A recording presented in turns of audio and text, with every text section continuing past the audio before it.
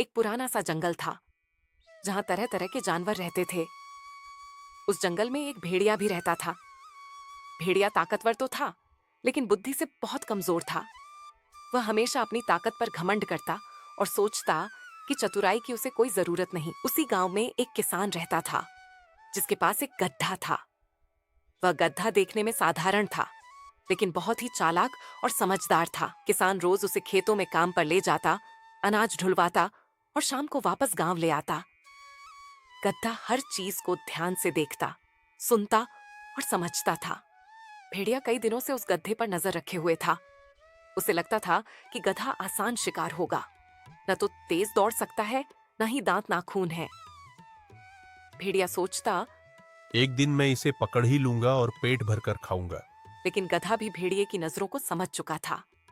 वह जानता था कि भेड़िया ताकतवर है, लेकिन मूर्ख भी है। गधे ने मन ही मन तय कर लिया कि अगर कभी भेड़िया सामने आया तो वह अपनी बुद्धि से अपनी जान बचाएगा। एक दिन किसान गधे को लेकर जंगल के पास वाले खेत में गया। काम ज्यादा था, इसीलिए शाम होने लगी। अचानक किसान को गांव से बुलावा आया और वह गधे को खेत के पास बांधकर थोड़ी देर के लिए चला गया। यही मौका भेड़िए को चाहिए था।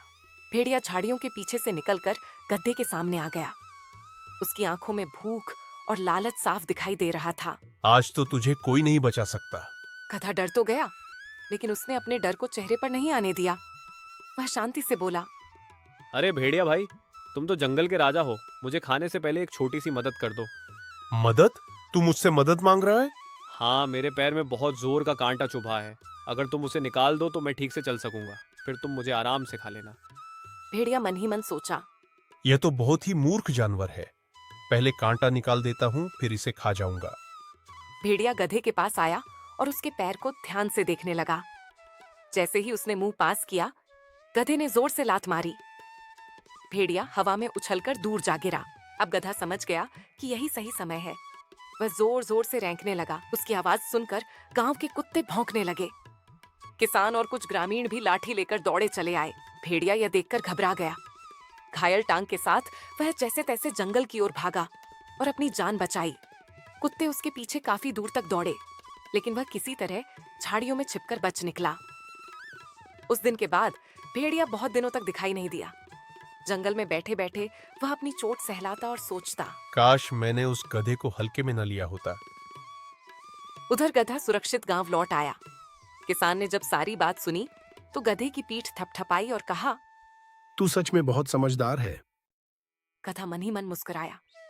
उसे गर्व नहीं था, बल्कि संतोष था कि उसने बिना ताकत के सिर्फ बुद्धि से अपनी जान बचा ली। कुछ दिनों बाद भेड़िया फिर जंगल में दिखाई देने लगा, लेकिन अब वह पहले जैसा घमंडी नहीं था। जब भी वह किसी शिकार को देखता, पहले सोचता, यह सच में मूर्ख है या सिर्फ दिखता है? वह पहले की तरह शांति से अपना काम करता रहा, लेकिन सतर्क हमेशा रहा।